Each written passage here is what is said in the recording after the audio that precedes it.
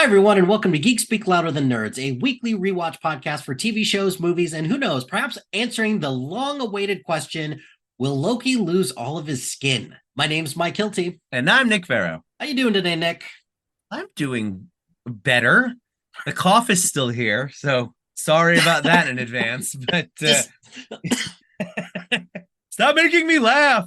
This cough is apparently our new Christmas gift that we're going to have for the rest of the year. But otherwise, it's been a pretty all right week. It feels like forever since we recorded last, even though it's only been a week. It's been just a long week of work.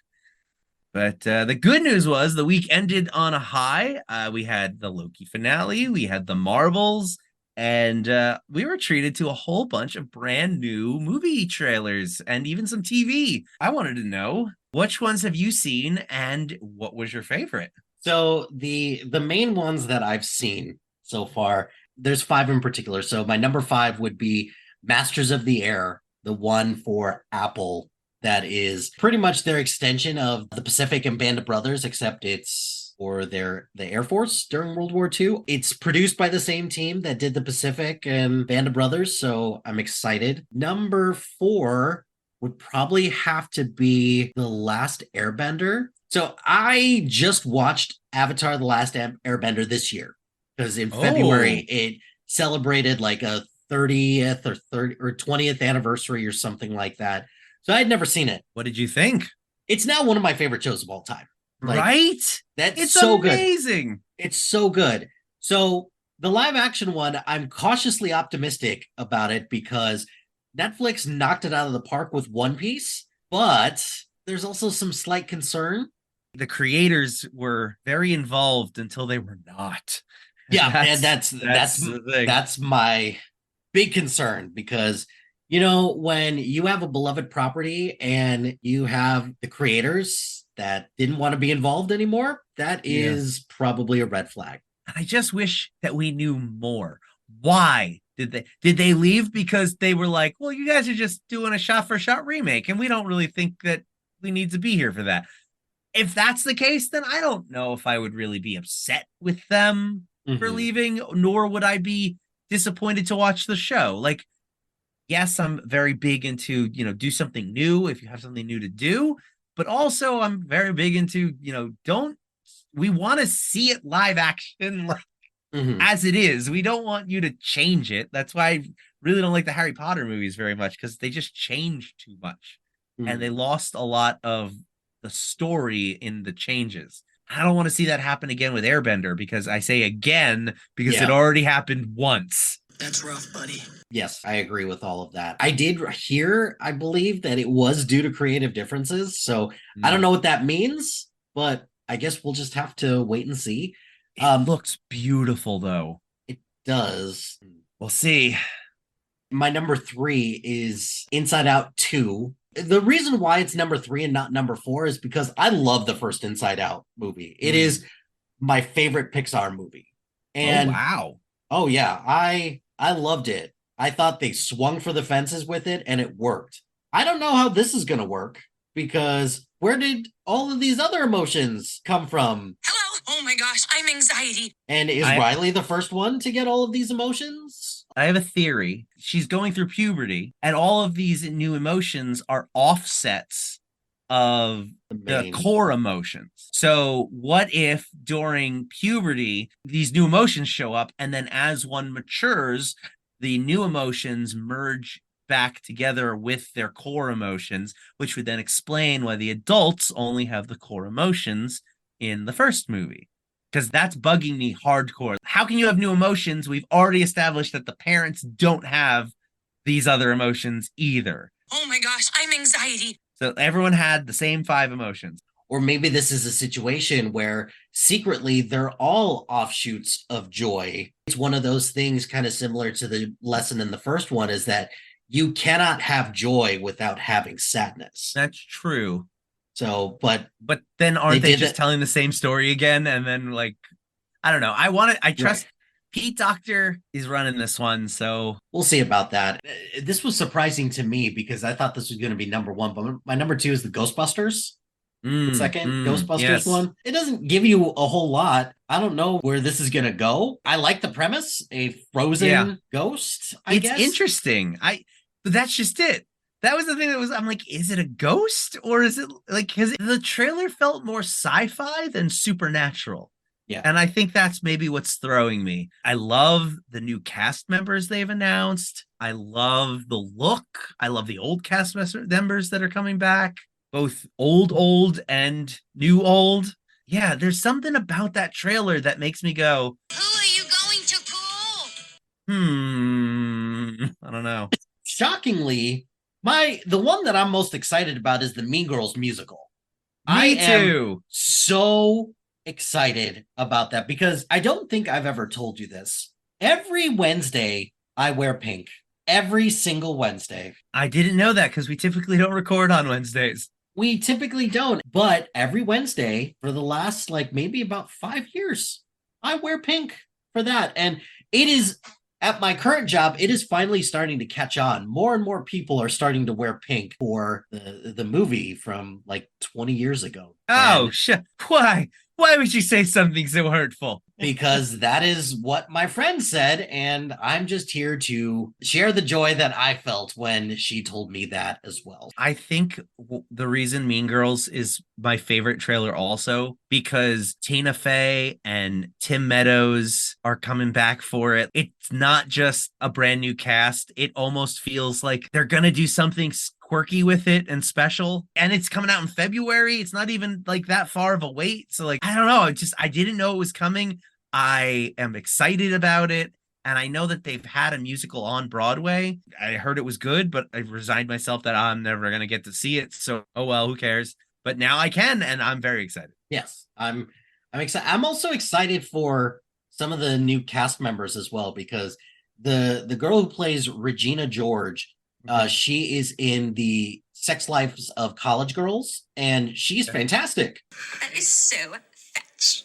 Gretchen, stop trying to make fetch happen. It's not going to happen. So those are my top ones. What about you? What are some of the ones that you saw that you were excited those about? are all on my list as well. There were two more that I was very excited about, and the one is Kingdom of the Planet of the Apes. I love the Apes trilogy. It is, to me, a top 10 best trilogies of all times situation. And the new one looks stunning. I'm really looking forward to that one. And then the other one is a movie that originally I hadn't even planned on watching the trailer. A buddy told me about this, and I was sold from these two names alone. He goes, there's a movie coming out about a stunt guy. It's starring Ryan Gosling and Emily Blunt. And I said, sold. Yep. I don't need to watch anything. I am going to see that movie opening night. This is a PSA announcement. What up, everyone? I have an important message for all you lower deckers out there. Do not watch this trailer. It's the whole damn movie in the trailer. It's like Netflix produced this movie, apparently, because that's Netflix's favorite thing to do is just give you a 4-minute trailer that literally goes plot by plot point till the end. I was really annoyed because I'm like, well, that's more information that I would have wanted to know going into the movie. Oh, well, it looks fantastic. It looks super funny, action-packed. I don't want to say anything else about it because the trailer spoiled way too much, and it just looks wacky and zany. So I'm very much excited for that. Nice. Good times to be had by all. Agreed. Well, what do you say? Do you want to have a good time with our final episode of Loki season 2? Yeah, let's do it. This week we'll be watching season 2, episode 6, Glorious Purpose.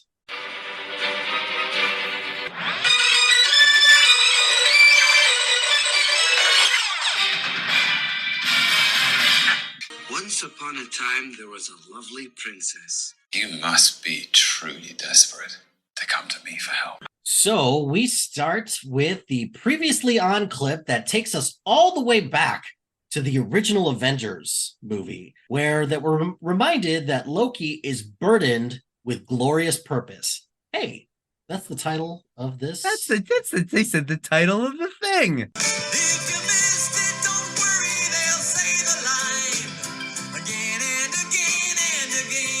We'll have plenty of thoughts on this because not only the title of the season finale, but also the title of the first episode too. So it is a nice bookend. Was it the first episode's title also? I'm pretty sure it was. You mean of season 1, right? Yeah.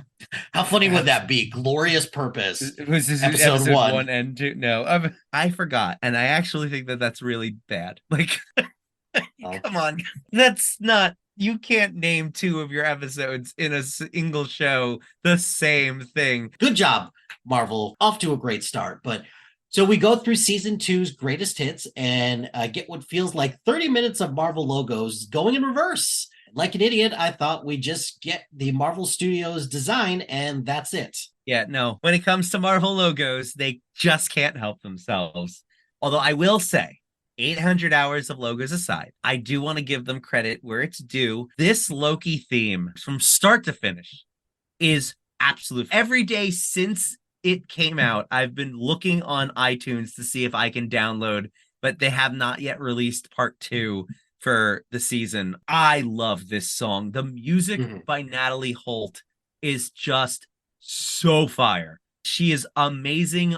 When are we going to see her composing something next? I agree with this. And I was like, oh, the music in this is great. Logo leads into the temporal loom on the verge of failure again, where we left off at the end of episode 4. Well, 4 episode 4 and 4/5. Yeah. they both end very similarly. Both end there. Proving my point from last week that episode 5 was worthless and did not matter because they completely skipped back to it. They're like, yeah, no. Back to 4. Do it again. So at the end of episode 4, just as Timely is saying, time to be brave. Nothing has changed. It still results in timely marinara, and the temporal radiation is just too high. Loki asked OB what they could have done differently, and OB simply replies, "We took too long." Cue 70s disco version of funky Beethoven's Fifth. Faster. We reverse back to OB giving timely instructions when Loki time slips back into his body and takes over from OB, only much quicker. Get in, get suited up, get down the gangway as fast as you can. Load the multiplier, hit the green button, launch it, and get back, okay? This is a very funny bit and montage of Loki trying so many different ways to enact the plan in a quicker manner. Loki then realizes that the answer is not faster, but earlier. We cut to Timely, Renslayer, Brad, and Miss Minutes in the war room where Loki barges in and provides some rapid-fire therapy Miss Minutes' way. They all stare at him blankly before smash cutting to Caseyford and Loki dragging Timely to the loom room. They are just not having any luck though. Multiple different variations of them getting to the loom room earlier and faster, and they are still not able to get Timely out the door before it's pasta time. Mamma mia! Again and again and again, Loki is just failing. We cut to even earlier in episode 4 when Timely and Obi first meet. Loki is really rushing the scene along, and I gotta say, if he had done this throughout the whole season, I'd have been much more forgiving. Also, I both like and dislike how this controlled Groundhog's Day scenario is telling me as an audience member that everything that has come before the finale really was all in vain, and that the only way to save the day is to never have done any of this in the first place. It's almost like the show is making fun of me directly to my face. See, I didn't take it that way. I took it as though this is part of the journey that Loki has to go on. And in order for Loki to achieve what he ultimately achieves at the end of this episode, he needs to go through some of these hoops. That's where I'm torn, because every time I think, they screwed up, I'm like, but this one scene is so pivotal to his arc. Like, how can you get rid of that scene? Or this one scene in episode 2, or that one scene in episode 5. Like, they're so pivotal to his arc as a character to where he ends up at the end of this episode. I have a feeling we're going to have a decent conversation about this after this is all done, when we kind of give our season wrap up for this, because I got to say, like, I don't understand the people who think that this is the best thing that Marvel has put out. Like, right? What are we not seeing? It's like, what are you seeing that we don't? Realistically, I like a lot of what's in this episode. In fact, this scene as well as the last scene with the funky music. I really like Loki's mannerisms throughout both of those scenes. He's so manic. Tom Hiddleston is carrying this entire episode on his back like a champ. He is firing on all cylinders, is hilarious when he needs to be, is dramatic when he needs to be, is gut punching when he needs to be. And every single scene sings because of how well he does it. Honestly, this scene most of all is probably the best example of the ensemble having an amazing time. Like you could just tell, like Obi and Timely quickly meet and greet each other just like in episode 4, only it's much faster because Loki is like hurrying them along. And then he pulls off the sheet on the loom model that Obi didn't have enough time to paint. And he's just, but it's wonderful. I love it. It's perfect. You don't need to change a thing. Let's move on. And then you could see like Victor Timely's like trying to interject things here and there, and he's just not getting anything out. And like Loki goes and grabs the thing out of his bag, and he's like, "Wizard, wizard!" like, and like everybody is just singing in this scene in terms of acting and doing what they need to do, doing little things in the background. Like I watched the scene like 4 or 5 times just writing the script out, and as I'm doing it, I'm just seeing new things every single time. And this is exactly what I feel like the entire season was missing. If there were 5 more episodes of this exact kind of energy, I would have been probably a little bit more forgiving of it. This scene, especially, it's so well done. It's just weird because we spend the entire first episode talking about ways to suppress Loki's time slipping. And I thought that's where I was. This is where I'm struggling with this the most. Is that why did it come back? That is even yada yada over. It's not glossed over or anything like that. Does it come back because the loom is gone? Like what? I want to put a pin in this because that is probably the number one most convincing piece of evidence to my argument that we will get into later when we talk about the full season. I'm glad you said it now because definitely going to come back up. Okay. I have thoughts. All right. So after explaining the quick version of the plan to everyone, OB is still not sure it will work. So Loki asks him, how long will it take for Loki to learn everything OB and Timely know about mechanics, physics, and engineering? They are not sure where he's going with this, but they tell him there's just no time. Loki insists he's a god and a fast learner. How long? Decades. Centuries. So then we cut to a title card that says centuries later.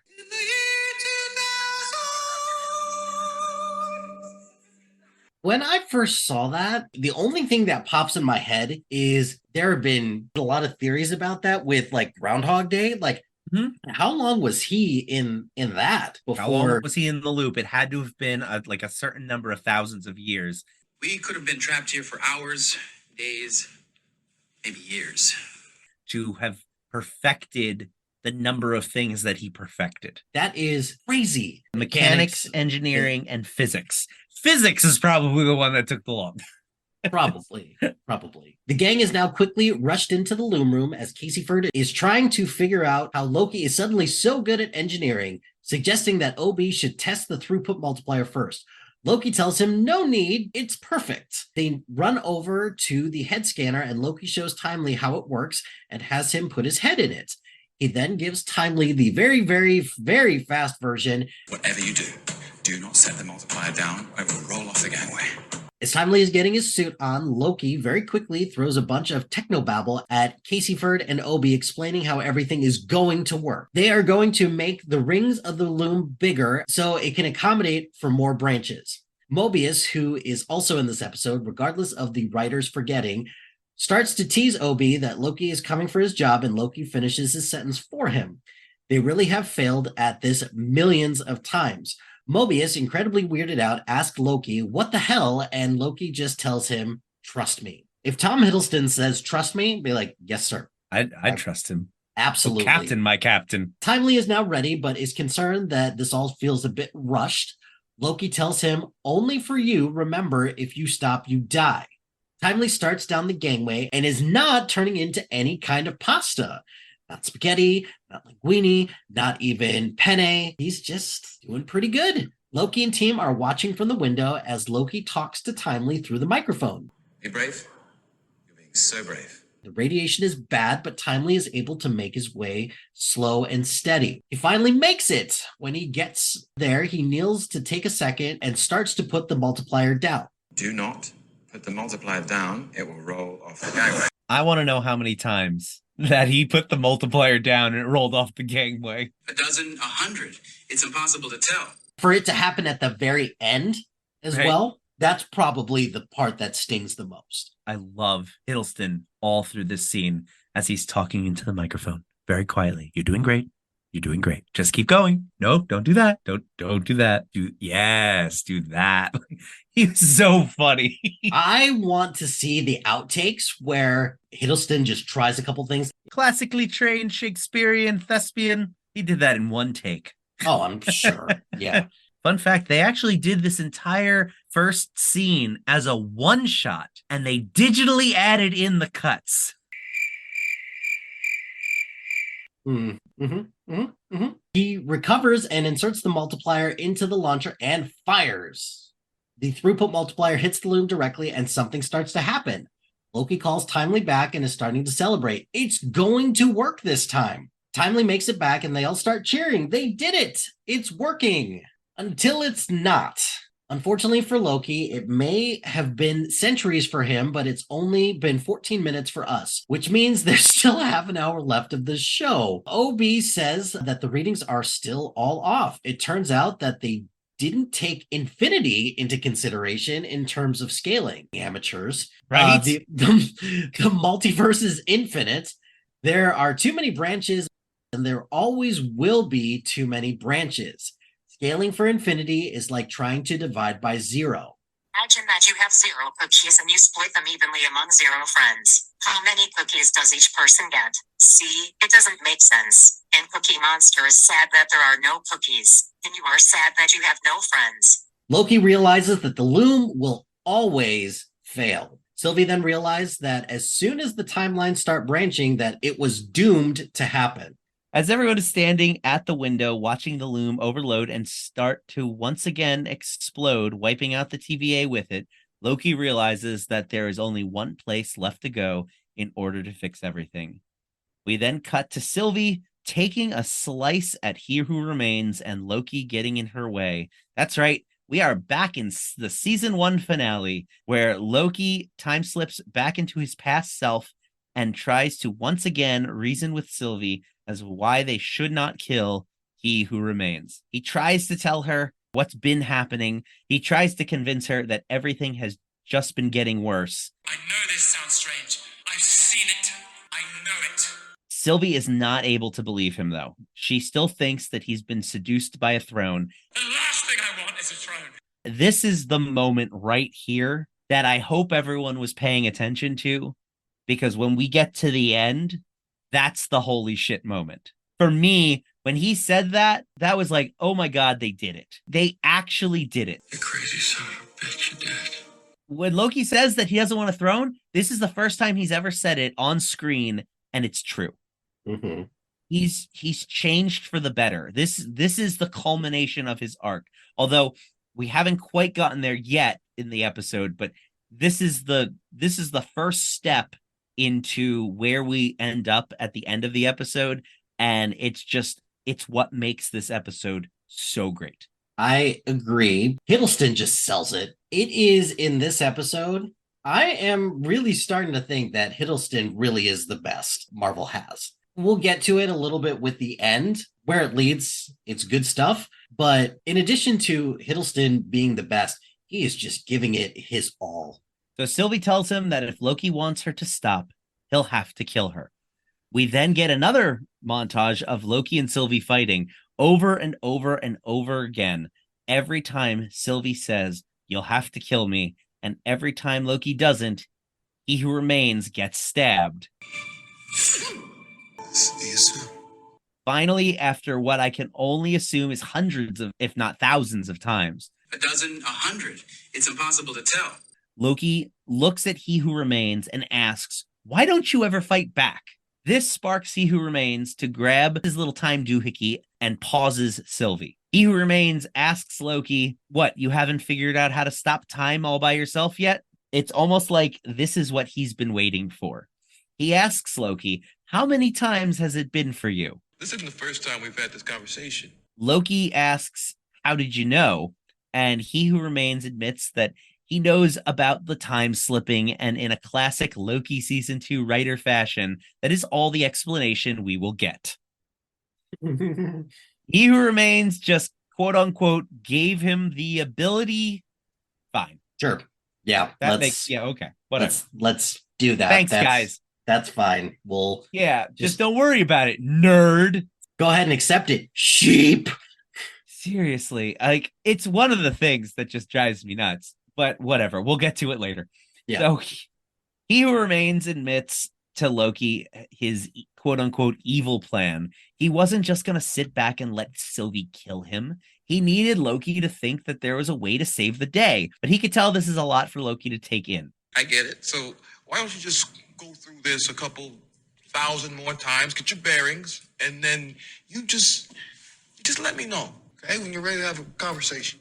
He Who Remains unfreezes Sylvie, but before she can act, Loki freezes her himself by raising his finger.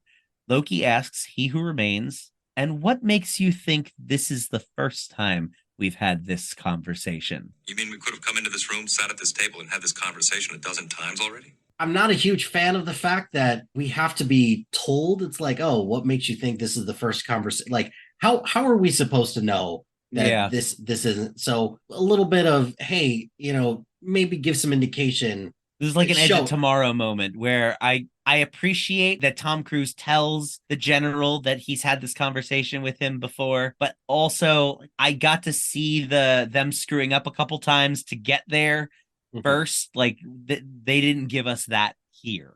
We didn't see him having the conversation, or they could have even shown us like almost like a montage of him talking to He Who Remains.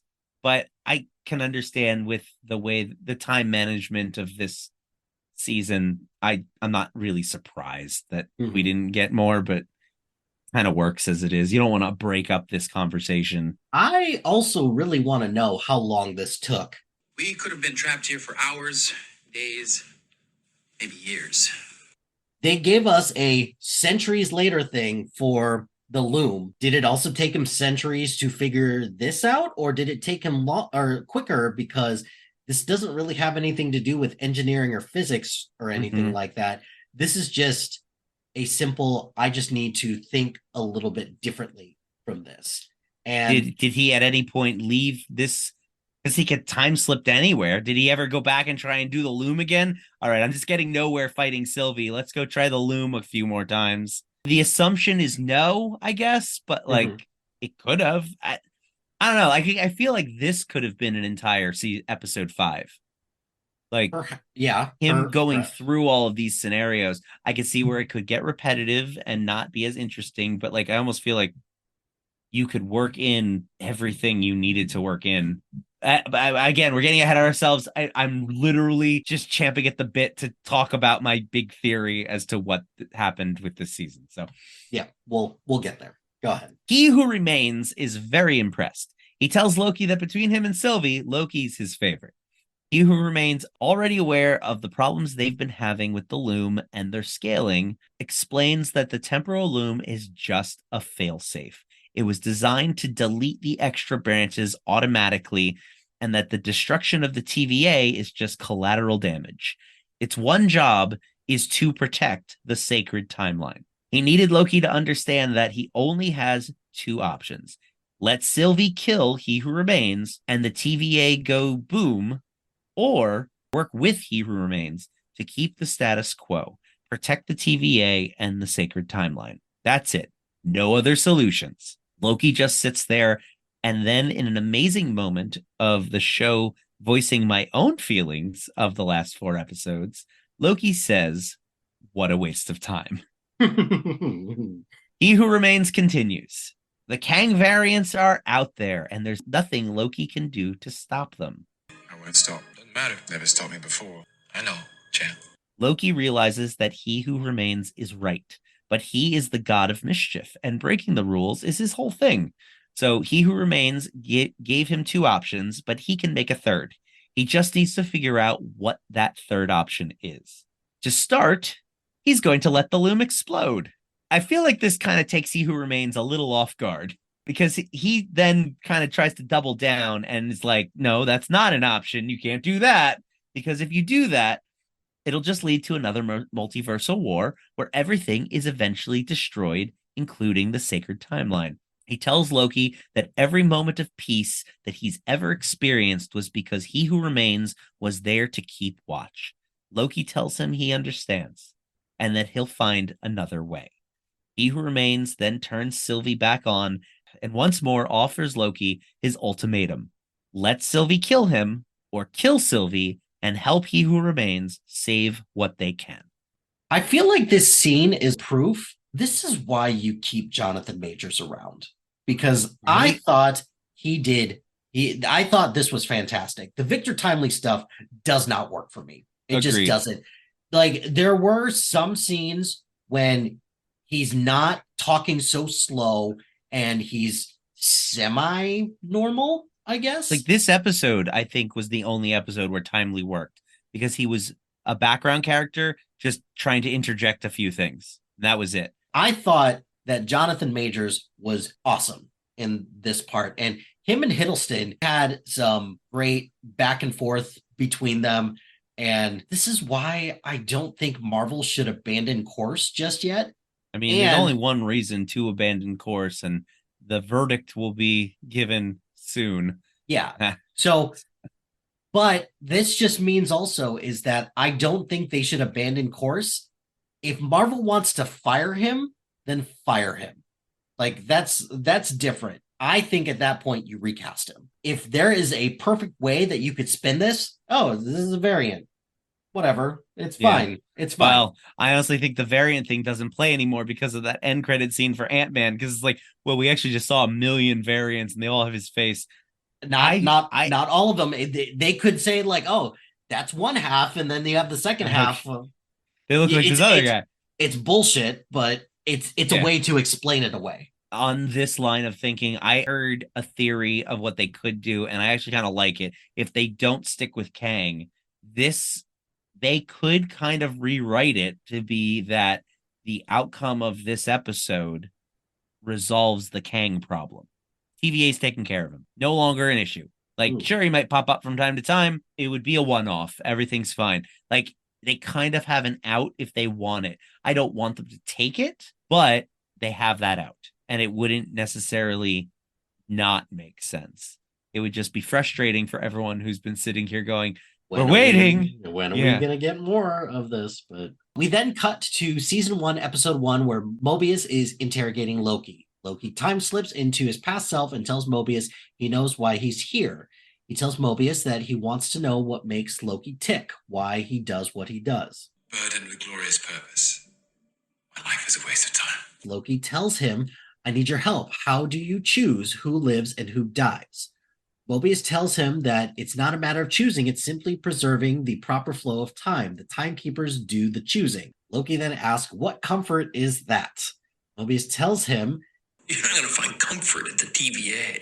Bummer, but it's also true. Then he tells Loki a story about how 2 hunters went out on assignment to prune a variant that would be responsible for 5,000 deaths not approved by the sacred timeline. But when he got there, it was just an 8-year-old boy playing on the dock with his brother. And the hunter, who had never once hesitated to do his job, hesitated this time. That hesitation led to an escalating situation. His partner had to step in and prune the kid, but by that point, things had spiraled out of control, requiring the intervention of more hunters. A couple hunters were killed, all because he had hesitated and lost sight of the big picture. Most purpose is more burden than glory. Trust me, you never want to be the guy who avoids it because you can't live with the burden. Loki then asked, how do you live with it? And Mobius replies, scar tissue. Loki then asks what happened to his partner, and Mobius indicates that his partner was Renslayer. She knew that the hard thing to do was the thing that had to be done. There's no comfort. You just choose your burden. Loki thanks Mobius, then stands up and offers his hand to shake. Mobius stands and shakes Loki's hand, and then this universe starts to disintegrate around Loki. This is a rough scene that I think could have been so much better had at some point between episode 1 and now we had been shown this story with no context. Like, make it an opening scene, and you could even recast younger actors if you wanted, just to hide who it actually is. Because I have a theory that the two boys were Loki and Thor, and he was there to prune a Loki variant. Because what would have escalated between two kids playing that would have resulted in deaths unless those two kids playing had powers? Possible. Yeah, I can see that. Now I'm just kind of wishing for the scene that never was, that would have then shown us the conflict within inside of Mobius. And it could have given us another puzzle piece as to why Mobius might have had a soft spot for Loki. And would have shown us the ruthlessness of Renslayer. I do agree with you. I think that scene would have been good. You can't make them younger versions of themselves because the TV, there's no time at the TV. Okay, that's true. Okay, fine. So, but you could put helmets on them so you don't necessarily know it's them. Like, I just think there's a way to do it where you could kind of show the audience what happened, and then when Mobius tells this story, you have the realization, oh, it was him and her. That would have been a fun thing to speculate about and go, oh, I wonder who that was, what was going on there. Yes, I do agree with that. I'll explain a little bit more because I think this probably has a little bit more to do with your theory. I think this scene would have worked if they had kind of reshifted some things, but we'll get to that soon enough. So I still liked this scene, if not for it's a great callback to the first episode and a great way just to remind everybody the Loki then is not the Loki now. That's a great way to show character growth. That's a way to show just even how much Mobius has grown as well, because I feel like who he was then is not who he is now either. But I would love to watch more Mobius and Loki. Give me. Oh, I 100% agree. These two are great together. And this scene is everything you said. It is absolutely a very good scene. Loki then time slips back to OB/AD's lab in the branch from episode 5, just as everyone is turning to spaghetti. He then freezes time so he can talk with Sylvie. He explains that the loom was a failsafe designed to protect the sacred timeline and nothing else. Sylvie, not surprised, pieces it together. None of this happens if she doesn't kill He Who Remains in the first place, and Loki has to kill her. Not giving you my blessing if that's what you're waiting for. Loki isn't there to kill her. He wants to know what he should do. It's the sacred timeline or nothing. Sylvie asks, do you really want to be the god that takes away everyone's free will? What good is free will if everyone is dead? Good question. It's fair. He's got a point. Sylvie retorts, saying that all he's doing is replacing one nightmare with another. She's lived through enough apocalypses to know that sometimes it's okay to destroy something. But she's only partially correct. Loki then completes her thought. It's okay to destroy something if there's a hope that you can replace that thing with something better. And with that, he finally knows what he has to do. He lets time continue and leaves the branch, allowing it to be destroyed. Loki arrives back at the loom room just as Timely is taking his head out of the head scanner, unlocking the blast doors. The camera pans around him slowly to reveal all of his friends to him. He looks at them all before resigning himself to what he knows he has to do. He then walks down the stairs to the loom entrance and locks everyone else out. As they try to plead with him to come back, he turns to tell them, I know what kind of god I need to be. He then uses his magic to open the door and starts down the gangway. His TVA clothes disintegrate away, revealing his Asgardian clothing. As his horned crown grows to epic proportions, he uses his powers to destroy the loom, sending branches everywhere. Loki then starts to grab the dying branches and uses his newly discovered enchanting powers he learned from Sylvie to bring them back to life. He sees the light appear where the loom used to be.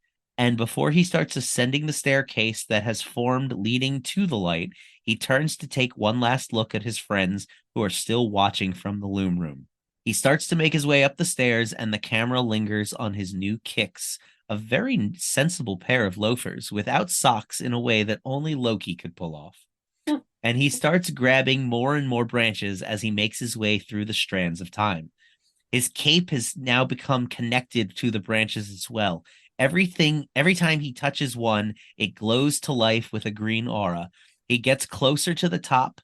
He sees the thing that he once strived for and now dreads, a throne. But he is determined. Grabbing more and more branches, he struggles his way towards the throne, turns and sits on it. As he breathes new life into all the dying timelines, we zoom out to see the new multiverse under his protection looks like a giant tree. Loki, the former god of mischief, has resigned himself to no longer live a selfish existence. He is now the god of time and the multiverse, doomed to sit and protect the branching timelines for all time, always. I understood that reference. This scene, man. I loved everything about this scene. And I think this is one moment where I'm going to give the writers just a little bit of credit for this. Here we go. The part where he is walking down and he says, I could have done it, Father. I could have done it. For you. For all of us. No, Loki. that's a direct lift from Thor. I thought that was just a great way to say this was the beginning of his journey and to cap that off with that, even though maybe a small part of me thinks that they might have unintentionally done it. I think it was very much intentional. And here's where I'm going to disagree with you for giving credit to this batch of writers. I think, just a spoiler for later, this episode was written by the original creative team who wrote season 1, and Disney Plus made them stretch it to add 6 more episodes. I think they already had this episode fully written, and their ending was fully written to completely close off the show, and they were then told, actually, we need you to write 5 more episodes because we need 2 seasons, not 1 season. And that's why the creative differences, which caused the original creative team to leave, happened. I'm almost positive. Yeah, that's true. Because this whole scene is such a departure from this season. It is 100% exactly what season 1 was leading to, and yet nothing like what we've gotten the last 5 weeks. It was beautiful. This one moment of Loki walking out, going up, sitting on the throne. Oh my God, that probably one of my favorite things the MCU has ever done. And the gall to do it, to a character that everyone loves, how they turned this character whose goal was glory and essentially turned him into a heroic, tragic figure. Yep. If you had told me when I'm watching Endgame that the dude that picks up the Tesseract and zips away and screws up their plans would be this dude, I would have told you were crazy. Like, there's no way they could get me to believe that. Not only that, if you go even further back, if you were to tell me the first time I saw the Avengers that this fucking guy Language. who throws Iron Man out the window, who gets the crap kicked out of him by the Hulk, that's the guy that's going to save the multiverse? Phil Coulson. Oh, is that the one thing that's going to cause Loki to never be redeemed ever? I don't know. I think he just did. I think Loki just redeemed himself for killing Phil Coulson, even though he may not or may not have been brought back to life, depending on what universe you live in. I guess so. Everything about this, from just the way it looks, to the staging, to Tom Hiddleston, to even those ridiculously large Loki horns. Oh, they were beautiful. They were so awesome. And his outfit with just the way that it looked. This is a brand new Loki outfit, but it's so simple and drab and not ornate and beautiful like he always wears. Like, he is always looking pristine. And the fact that he's wearing just like a simple cloak and like it's got a big old neck in the front. Like, I don't know how to describe it. It looks so simple and humble. I loved everything about it. All right, on to the home stretch. We are shown a title card that says after. First of all, I also am going to push back a little bit about me giving credit to the writers. Did I say season 2 writers? You didn't say which writers. I Fine. did not say which writers. You implied it, though. Sure, yes. Because saying after like this, I feel like that's season 2 writing. This whole epilogue feels like season 2 writing. So we're shown a title card that says After and opens with B-15 walking through the TVA, now once again filled with people working diligently. She passes a new TVA poster on the wall of two people watering and tending a tree with a message of, let's grow together, nurture our nature for a stable future. She checks in with Obi and Caseyford, who are getting Miss Minutes back online. Couldn't have been too long after all of that happened, because Miss Minutes is still down. And also, why would you want Miss Minutes back? Explain to me why you would want Miss Minutes back after this. Is this the promise that Loki has given to everybody? It's like, if I can change, then you can change. Then everyone can change. My guess is the hubris of man will always underestimate the power of AI, and it is inevitable for us to be doomed by it. Very profound and bleak. I like it. Obi then finishes the thought, are you sure she won't kill us all? Rutherford, is this guy going to murder us? He just shrugs. She then heads over to see Mobius and ask if he's okay. He deflects by saying that he has the report of all the known He Who Remains variants. They all seem to be unaware of the TVA's presence and aren't causing any trouble, except for one who got out of hand on Universe 616 adjacent, but it looks like they handled it themselves. Ant-Man reference. Yeah, way to connect Ant-Man. To tip my cards a little bit, I feel like the reason why Marvel asked them for a second season of Loki is just so that they can find a way to incorporate Ant-Man 3 into the greater MCU. B-15 heads to the war room, and Mobius says he'll meet her there and pick up a file of his own information in it. He meets B-15 in front of the Kang/Multiversal War Memorial to tell her that he's retiring. No one's going to miss him. He has to go and see what he's been protecting for all of this time. B-15 tells him there are a few people who might miss him, and if he ever wants to come back, there's a seat for him. Before leaving, she asks if he's scared, and he says, yeah. We then see B-15, Caseyford, and that other lady whose name has once again escaped me, with a smattering of others in the war room.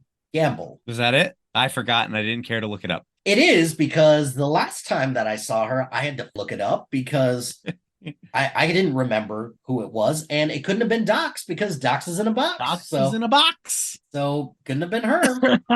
What's in the box? We cut over to Obi opening a box of brand new TVA handbooks, now in yellow. Still way too thin of a book. We cut to Victor Timely as a kid who looks at his window for no reason as no TVA book falls into the house, and he continues on with his science, thus negating the whole Victor timeline narrative. Yep. Everything is awesome. Time travel, how does it work? And then we cut to Renslayer, who wakes up in a place where all the prune things go just before she is devoured by Eliath. Are we sure she's been devoured by Eliath? Or it roared at her right before cutting away, so... Right. I suppose we didn't see a body, but you think there's going to be a Loki season 3? I don't, but I don't think this is... Renslayer might come back in other properties. Well, now in a movie or something. Maybe she's the one that leads the Council of Kangs, leads that army into the in Secret Wars or something. Maybe she could be saved in the last minutes. That's true. I did make an assumption that Eliath got her. However, at the end of the day, this also doesn't change the fact that this is just a total waste of this character. And actor. Absolutely. Oh, yeah. Again, you called it from episode 1. They are wasting her and all of her potential. Yes. Look at that. That's one prediction I got right, because I can tell you from this, we ain't getting Deadpool now. That was a big old swing and a miss. Oh yeah. Did we put that one on record? Yes. You didn't cut that part out. That's going in. I'll own it. It's fine. That's not just a swing and a miss. That is a swing, let go of the bat, and it hits an old person. Kill the pitcher. That was pretty bad on my part. However, I feel like this ending is way better. And to stick it to Nick, no Brad. Hope you didn't want to know what happened to Brad, because who cares, nerd? Seriously. I don't understand. They gave everyone else a Just a 2-second clip of Brad sitting in a cell or something. You'll get nothing and like it. Nothing. Gone. Cut out from the finale. No Brad. Not only did he get his own episode, he got his own episode where you named him your MVP. Because he was. Okay. He was. Okay. All right. Every clock is right twice a day, so good for you. But we end this epilogue outside of Mobius's house on the timeline, where from a distance he could see himself playing out front with his two boys and his jet ski in the driveway. Sylvie comes up behind him somehow and tells him the yard could do with a bit of work. He tells her, never look, never know. She says it's weird without Loki around, and he agrees. She tells him she's off and asks him what he's going to do. He says he's going to hang out here for a bit. Time pass. As we pan out on Mobius staring at his home, the music comes back and we cut to the green glowing branches of the multiverse, which slowly part to reveal Loki's face, surrounded by glowing branches, staring resolutely. And I like to think he's watching Mobius, happy for his friend. We cut to black, and it's 972 Loki title cards to credits.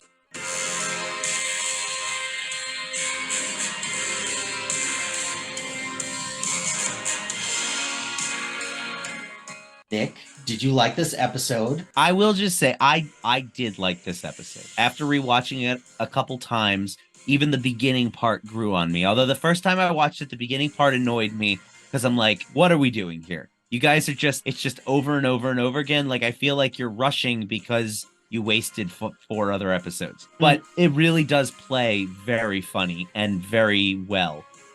Everyone's having a great time. It really is a great episode. Start to Loki sitting on the throne. I really don't like this epilogue. I feel like it was such a dropped ball, because to give the epilogue to Mobius when they completely dropped his entire story, are we supposed to just accept that he was just some guy on the timeline who had 2 kids and left because he was a variant that was going to get pruned, so they turned him into is that what we're supposed to assume based on what we've been given?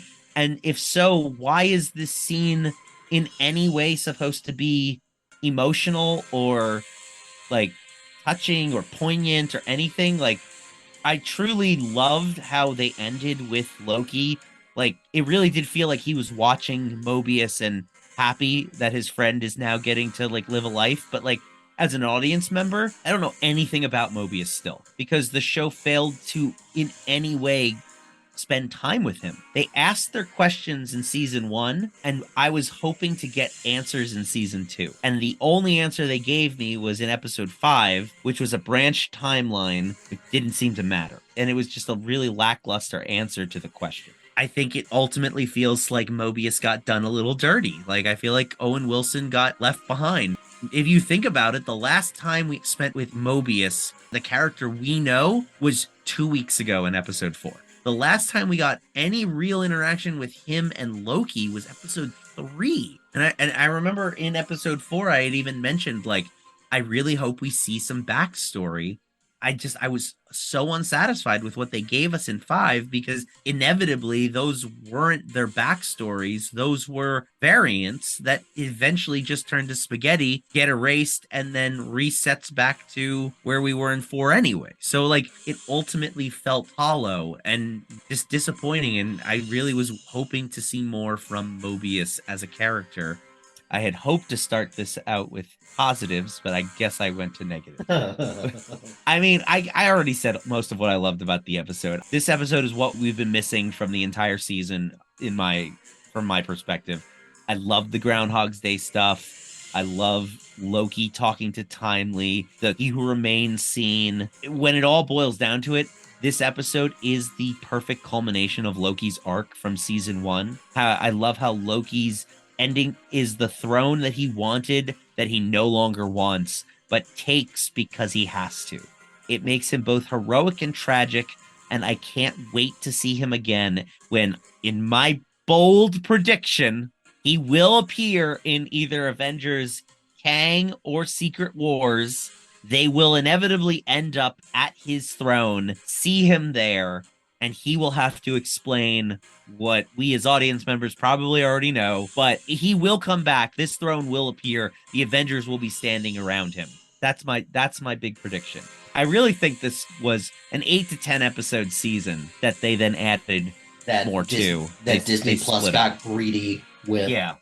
That's really what it feels like. I have two hot takes. One is that taking that premise and saying if they would have done that instead of what we got, that probably would be maybe like at minimum top 10 Marvel anything. We would have shot it immediately. 2 weeks ago, I said we'd be talking about Loki this week because this season drastically dropped it down on my list. Mhm. This last episode saved it from going any lower. Here's my other hot take. I think this is the last that we've seen of Tom Hiddleston. Oh. I think he's done. I would not Done mind. until they throw a truck full of money at him This for is Secret true. Wars. This is true. I think he's done. If this is the last that we do see of Loki, I think that would maybe be a little bit of a mistake because we're being deprived a little bit of one of the best actors in the MCU. But hey, they're doing just fine without Robert Downey Jr., right? No? I mean, it's really hard to judge them Yeah. based on post Endgame because On the flip side, though, I do think that this is perhaps the best way to end Loki's arc because it shows a level of development, it shows a level of growth, and it just shows that he is changed and this is his glorious purpose. Or if I were retitling this episode, Purposeful Glory, full of glory. like that. I got a purpose full of glory. I got it right, and I know that it's all right. Ow. It would not surprise me if Hiddleston was done. Strangely, I would actually be okay with that, despite the fact that personally, I think it would be a mistake. Hiddleston's great. He absolutely is. I mean, we said it so many times in the first several episodes, and even through to today. Almost every episode, if not every episode. He is the reason this show exists. You cast someone like Tom Hiddleston, you're crazy not to give him his own showpiece. And he knocked it out of the park. And him and Owen Wilson have such great chemistry together. What are your thoughts overall on the season? It's tough to judge because I like the second half a lot better than the first half. Oh, like even just the second half of season or episode 4. I like episode 5 better than you. I did like this episode, but I can't help but think episode 3, where they're just going from timeline to timeline to try to find Victor Timely. What was the point of all of this? Even parts of the second episode where they're looking for Brad, that didn't amount to much of anything either. So, and this is where if you could reconfigure parts of this, you remove Brad, remove Dox and Gamble, don't need them. Hate to say it, B-15 didn't amount to much of anything as well, even though She could still be there, but I mean, in a much reduced capacity. yeah, same Or thing. even with, as she is, but like less emphasis. Even Caseyford, to some extent or another, doesn't get much to do. I think the only thing of real note that was new this season that I liked, Ki-Hway Kwan. Still like Obi as a character. He had some of the funniest moments, and his character was always good to provide context and to provide the science-y yada yada-ing. So that was always a plus. Sylvie was just completely wasted. Again, another character. She was there to provide a couple key moments for Loki's arc, but then ultimately everything else she did was just a waste of time. I don't have a problem ultimately with the reduced role then, because that just means the focus should be a little bit more on Loki. But then the problem there is you did such a good job in season 1 of giving Sylvie a decent arc, and also this really lets her off the hook. You killed He Who Remains, you created all of these branches, and then your solution is to go to Oklahoma to a McDonald's? Dream a little smaller, why don't you? I think we're both much more split on this than the greater general consensus, who surprisingly loved this more than we did. I feel like the last episode does not make up for a lot of the stuff that was kind of weird from, like you said, episodes 2 through 4-ish. You would throw 5 in there as well. I wouldn't. Point taken that episodes 2, 3, and some of 4. Yeah. What are we doing? I will give this show credit. Visually, this show is amazing, and Definitely. it looks fantastic. I feel like all of this stuff would not look as good if they didn't give all the people ample time to get all this squared away. And I guess the last thing I'll say is that if this is Hiddleston's last ride, that's 12 years of playing Loki, between Thor, the Avengers, the other 2 Thor movies, and 2 seasons of Loki, and the brief time that he was in Endgame, the brief time that he was in Infinity War. A long time to be doing this, man. Right off into the sunset. I wouldn't blame him, but also let's hope there's a little Mr. Krabs inside of him, because everybody likes money. Let's move on to our segment, The He Who Remains. I'll take you home and lock you in a nice little cage and never, ever let you out. Do you imprison everything you like? Of course. He's so fluffy, I'm gonna die. The Moopsie is Narja's favorite.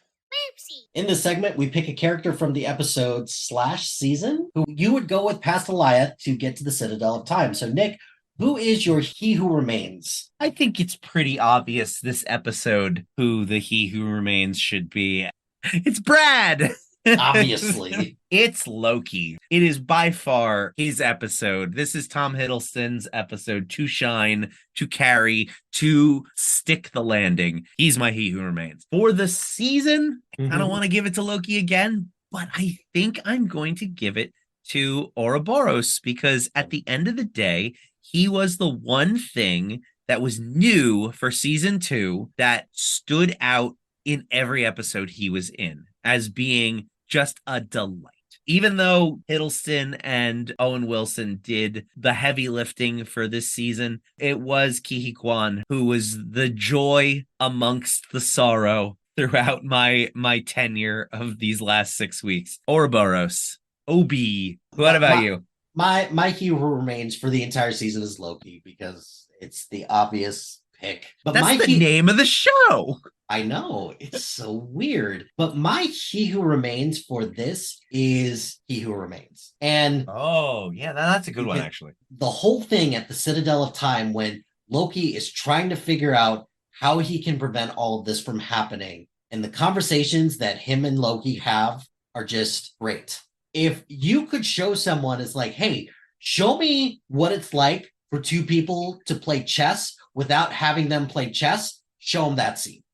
Because that is the perfect encapsulation of strategy, of trial and error, of all the things that everybody loves about chess. I will say He Who Remains is my He Who Remains for this week. There is an element of that He Who Remains that I like that I didn't mention earlier. This, the fact that he's so sure that he's found the perfect person to pass the torch off to.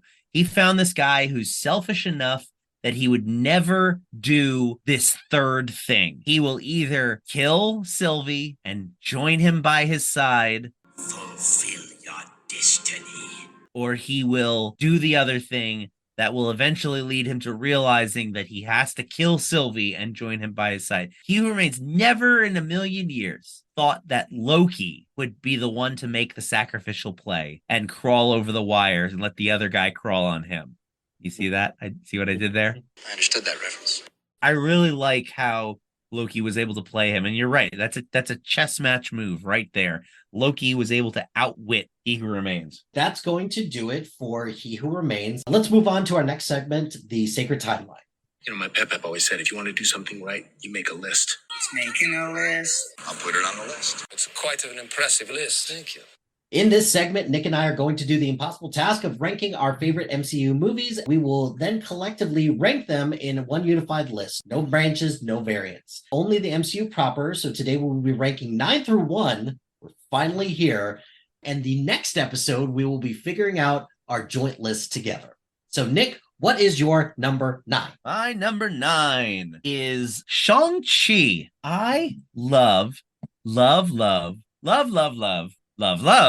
this freaking movie. It's so much fun. I had a blast. I would say the only negative I have about it is the end third act giant dragon CGI army battle thing, but even that was super fun. And the way that Shang-Chi beats the dragon is super cool. And the emotional payoff with him and his dad. Yep. It's a great villain. They managed to somehow pull a Trevor Slattery win out of their ass. I know, facile, trite, I couldn't agree more. After Iron Man 3, no one liked that. And now suddenly he's a charming idiot who is a delight. They also somehow managed to make a faceless butt fairy thing look cute and adorable. But overall, Simu Liu is just, what does Mariner say? Big ol' hunk of ham steak. Aside from the fact that he's a gorgeous human being, he's so good. He's a great leading man. He's funny. He is awesome at these fight scenes. Like, yes, you cast finally Marvel was able to cast a person who can do his own fight scene choreography, and they can actually film it without 1,000 jump cuts to the action. This was the best filmed action movie in the MCU. Hands down, there is not a single one better. I defy you to find me a better action fight scene in any of the other Marvel movies that have come before or after it. It is so freaking awesome. The sequence at the beginning of this with who eventually becomes his wife, that sequence of those two is perfect. They're breakdance fighting. It was, I wouldn't even say it's breakdance fighting. No, I know. I'd say that in jest. It is a great way to encapsulate and to show two people meeting and like falling in love with one another through dance. It's expertly done. It's ballet-esque, and I loved it. I want more stuff like that. The only other thing that I kind of like on is that I was not a huge fan of Abomination in this. It's like, the Abomination scene? Oh, that was what are we doing? Wong. Had to get Wong in there somehow. And that's kind of my other thing as well. It's like, is Wong our new Agent Coulson? I didn't mind Awkwafina in this, but I also really liked the relationship between Shang-Chi and Awkwafina as well.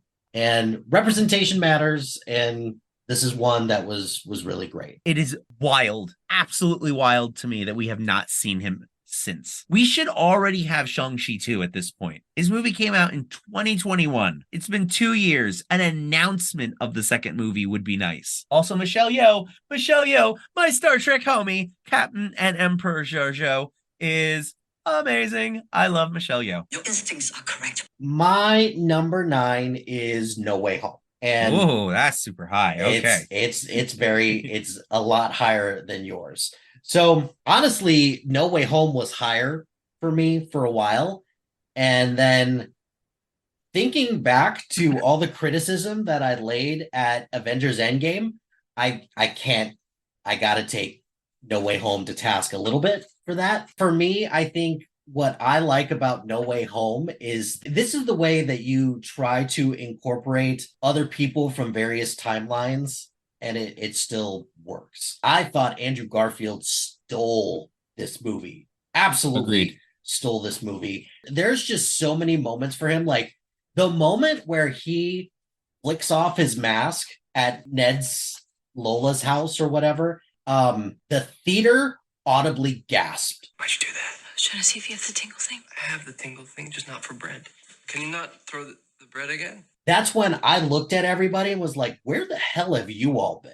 Like, this has been rumored for a long time. It was rumored. Nobody actually knew. We were all sitting there with our breath held. Like, is it actually going to happen? There is no way. Everyone cheered in my audience. It was like an Endgame opening night cheer. And here's the thing. Garfield got more reaction than Tobey Maguire. Now you got it. Okay, Peter 1, Peter 2, Peter 2, Peter 3. Yes, he did. And I liked Tobey Maguire in this, but the scene that got me the most is the part when MJ falls down, and I had hoped that Garfield would be the one to save her. That moment I got choked up on. Yeah. Not because he learned from his mistake, but the way that he reacts to it, where he is like, I'm happy that I saved you, but I hate what it cost me to learn this lesson. Yeah. And it was the catharsis he needed, and it was the redemption he needed. They gave Andrew Garfield an arc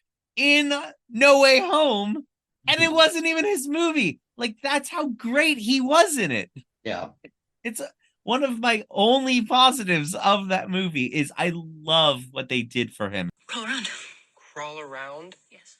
No. Yes, crawl around. Why do I need to crawl around? Because this is not enough. I think the big difference between you and I when it comes to No Way Home is that whereas you see adding all of these extra villains from all these other multiverses is a huge problem. The only thing that I'll disagree with is that, look, I love Willem Dafoe's Green Goblin. It would be nice to see what the MCU's version of Norman Osborn would have been. But the only problem that I would have had with that is we're doing Green Goblin again. But I mean, think about it this way. If we get another 3 Spider-Man movies and this next trilogy of Spider-Man movies built up to Green Goblin being the final ultimate big bad, at that point, it would have been like 20, 30 years almost since the last time we got Green Goblin. Like, it wouldn't have been again. Because he wasn't in, he was only in the first one. The Dane DeHaan became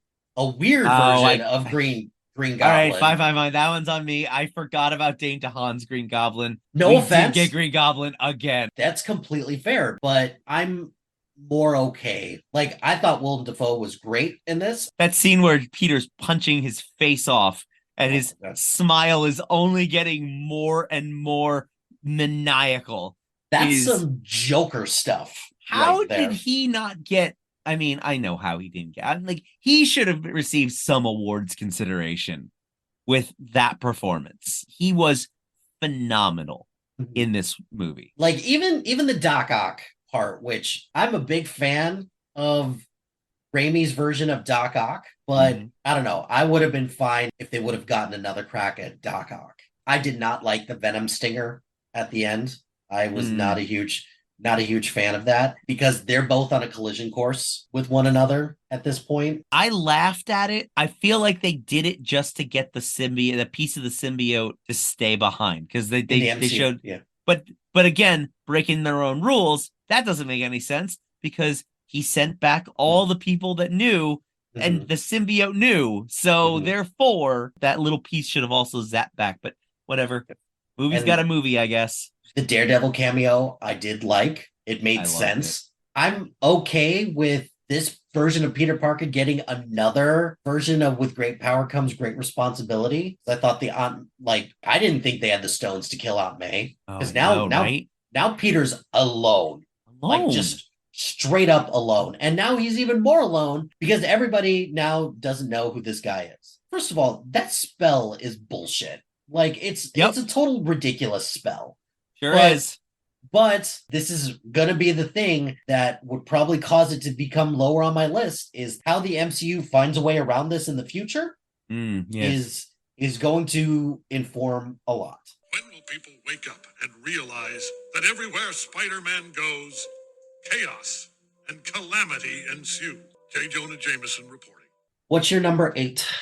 Well, it's my turn now to mention one that you had super low, and I'm almost willing to bet you forgot about this one. This is where I have Ant-Man and the Wasp,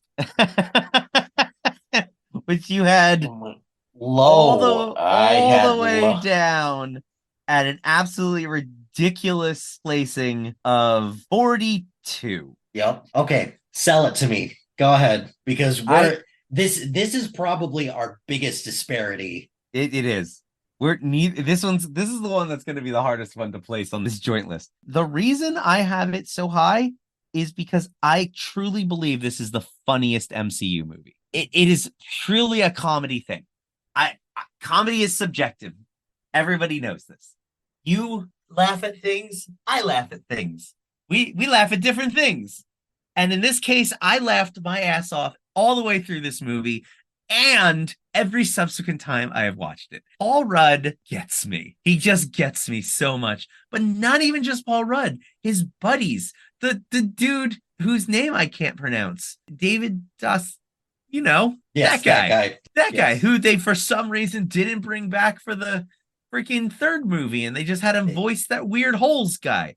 They didn't bring most of them back. They didn't bring any of them back. Yeah.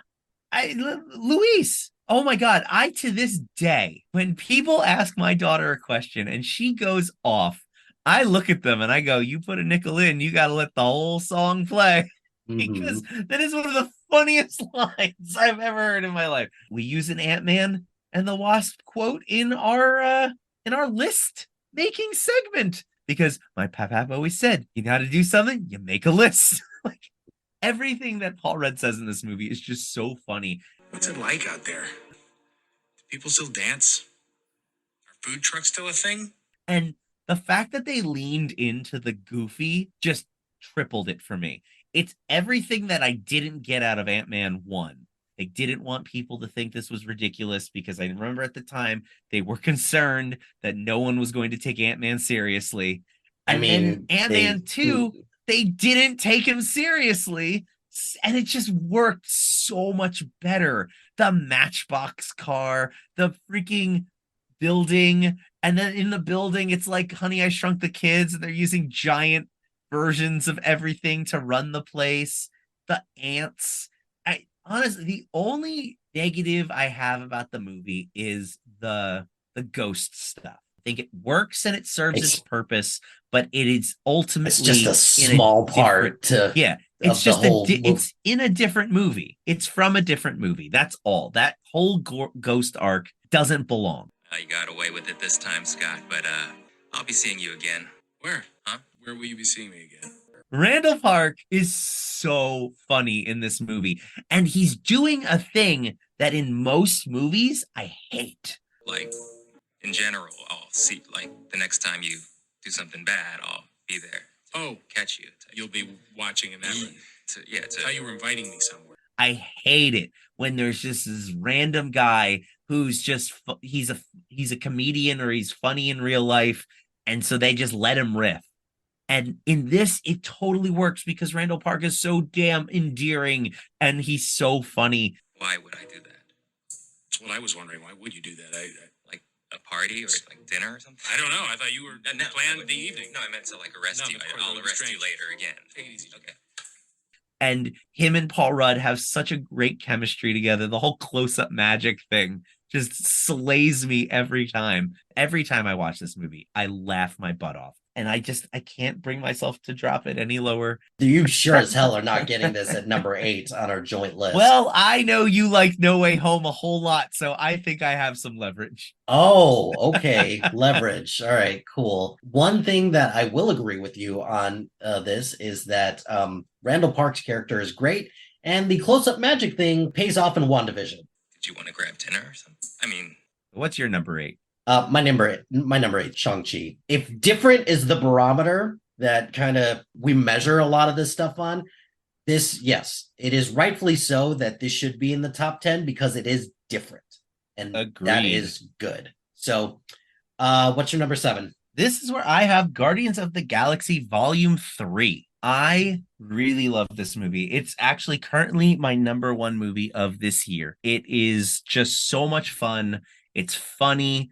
It's super emotional. It's heartfelt. I totally understand why some people don't like it. The whole body horror thing, the animal abuse. I get that. That makes 100% sense to me. I would not begrudge anybody for not liking it for those reasons. Just for me, everything about the movie sings. It's different and weird. It's very James Gunn. It's very MCU. It fits with the other Guardians movies. It feels like the perfect ending to a chapter in the MCU franchise. And the Rocket stuff. I absolutely love everything they did with Rocket. Makes me cry every single time I see it. It is wonderful. Your number 7.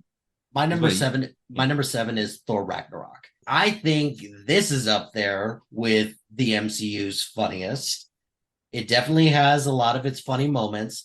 It's the Taika Waititi humor that just gets me. And one thing that you largely talked about, all the things that I love about this, the only other thing that I'll add to this is that I think one of the best side characters that gets introduced in this movie is Korg. I saw this movie with my wife, and she died during the parts that Korg was talking because, number one, it's Taika Waititi himself. And I was like, I don't get it. What do you find so funny about this? And she said that it's very New Zealand humor. She appreciated it. And because of that, that enhanced my viewing experience. And I like it. I thought they did Korg dirty in Thor Love and Thunder. Love and Thunder. He was awful in Love and Thunder. Yes. Yes. Everyone was awful in Love and Thunder, though. Yes.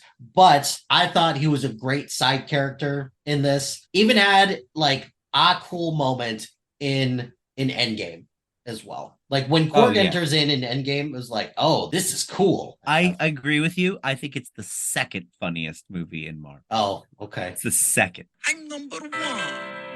You're number 2. What is your number 6? My number 6. This one, I actually feel bad about having it at number 6 because it's so good, but it's also so simple. And I feel confident that you have it pretty high as well because we haven't talked about it yet. And that is Iron Man, the very first Iron Man. It is the one that started it all.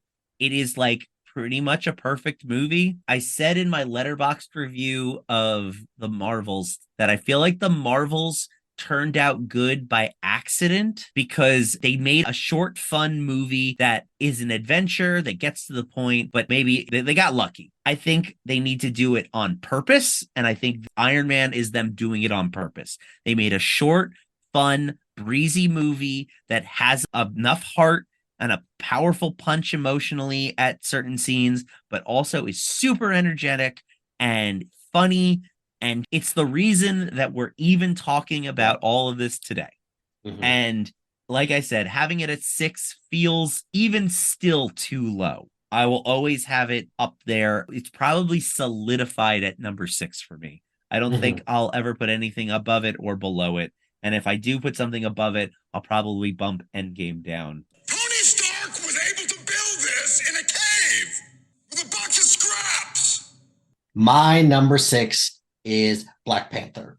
And Black Panther, same reasons for representation. Black Panther has the best soundtrack of anything in the MCU. And I think that is something that the MCU is grossly missing, is good soundtracks. Let's go back to the days of the 90s where we have good soundtracks and all that stuff. I think Ryan Coogler was a great director in all of this. You'll notice in the rest of my movies, there's usually like a couple lines in a movie that just have like a really good effect on me. And I forgive a lot of the bad CGI with the rhinos and the bad CGI with Killmonger and Black Panther fighting against one another. The line that gets me in this is Killmonger at the end when he's like, just bury me in the ocean with my ancestors that jumped from the ships. They knew death was better than bondage. Yeah. Oh, that's such a good line. Such a good line. Acting is solid in this. And again, it just watching this breaks my heart for what happened to Chadwick Boseman. Stand up for our king.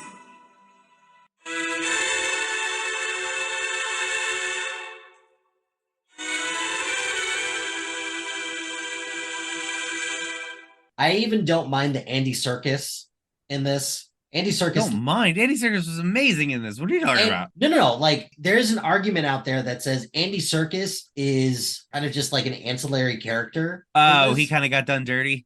A little bit, yeah. Yeah, I'll agree with that. Yeah. Andy Serkis looks like he's having a blast. Oh yeah, he's having so much fun. What's your number 5, and what do you love about Endgame? Yeah, Endgame is my number 5. And the reason it's my number 5 is going to become very apparent when we get to my number 4. I just absolutely love Infinity War and Endgame so much. They are just amazing. They're like the perfect 1-2 punch of 10 years of movies that we just enjoyed going to see over and over again.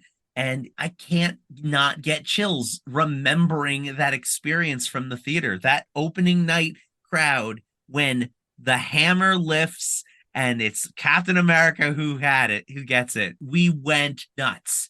But then, aside from the fact that we all went nuts because of how great of a moment it was, building up to that, from Cap 1 to Winter Soldier to Ultron to Cat 3, every time this man appeared on screen was just a little bit more and a little bit more and a little bit more, so that when he picks up that hammer, it's not like a fan service moment.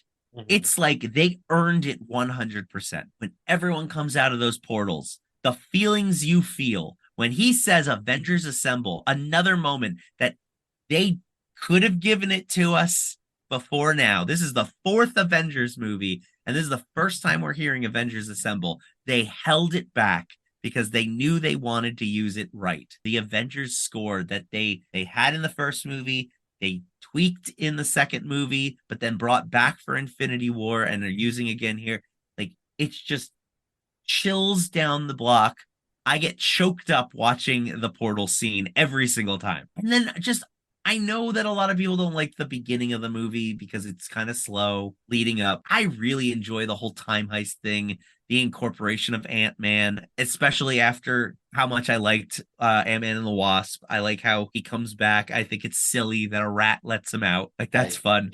But the just the whole movie, I think it's the perfect second chapter to Infinity War, and it's perfect. It's the perfect ending to this Infinity Saga. And again, that's the hero gig. Part of the journey is the end. I love you 3000. So what's your number 5? This is where we're going to have another, not a huge disparity, but at least one that we're going to have to reconcile, because this is where I have Doctor Strange. Hey, I like Doctor Strange. Tell me why you love Doctor Strange. I think visually it's amazing. We live in a world where a lot of people are trying to copy what Inception did. And I think incorporating those Inception elements in the MCU were really cool. I think the downfall of Mordo is a great story turn. And I am just very curious to see how they're going to find a way to incorporate this. The Dormammu scene is fantastic. But for me, again, there's usually like one line in some of these movies that gets to me. And the part for Doctor Strange that gets to me, that I think we've heard this line said in different ways in all the other ones, but the one in Doctor Strange packs the most punch, is when the Ancient One and him are having that conversation, and she's like, you're forgetting one very critical thing that you're just missing from all of this. And he's like, yeah, what's that? And she says, it's not about you.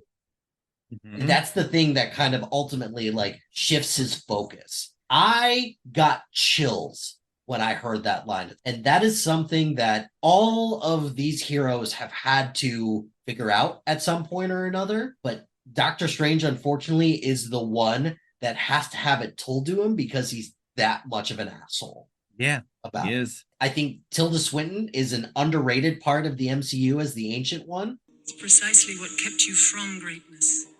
It's not about you.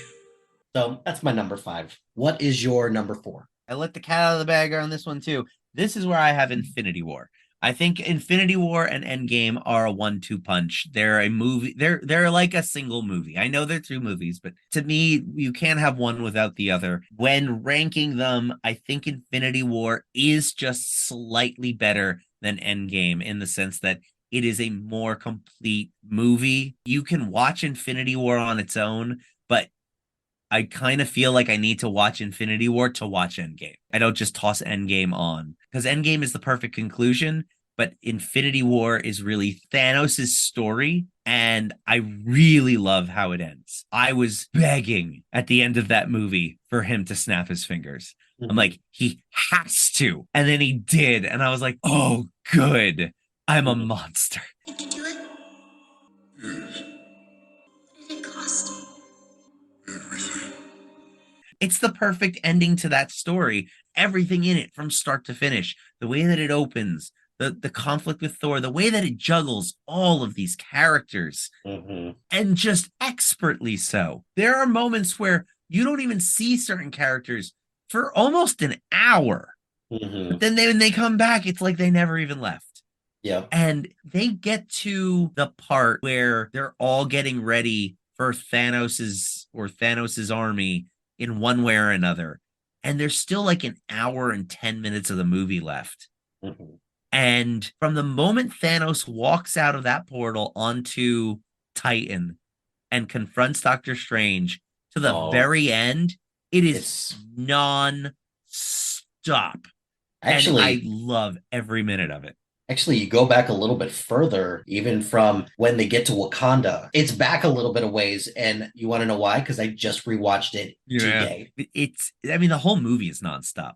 And it's got some of the funniest lines in it. It's got some of the funniest Spider-Man lines. Like, I love the interactions, especially in that very beginning when he shows up in the park and him and Tony are bantering. And there's just so many great little everythings. He's from space. He came here to steal a necklace from a wizard. What is your number 4? My number 4 is The Avengers, the original The Avengers. Okay. If this movie does not work, we do not have an MCU. Like, we just don't. I am a little conflicted because some of the Joss Whedon humor doesn't play as well anymore. His humor doesn't age well. I guess that's what I'm trying to say. It's still funny, though. I still enjoy it. And the way that they pair up some of these characters, unfortunately, you have to kind of pair up Hawkeye and Scarlett Johansson as the non-super people who have to just be relegated to, well, you're regular people, so you're third in line. Sorry about that. Why are you here? And even Hawkeye himself even calls this out in Age of Ultron. Is like, Okay, the city is flying. We're fighting an army of robots. And I have a bow and arrow. None of this makes sense. I'm glad he got to it then instead of getting to it, when that's because he was mind washed bad guy in the first movie. Which poor guy. I think they made a smart decision by having Loki be the villain of this, because if you would have started with somebody new, I think that just would have been too much to build up to. And plus you have the connection with Thor as well. And this was back in the day when they still made Thor too serious, but they started to loosen him up. Yeah. Like the line where they're on the helipad. He killed 80 people in 2 days. He's adopted.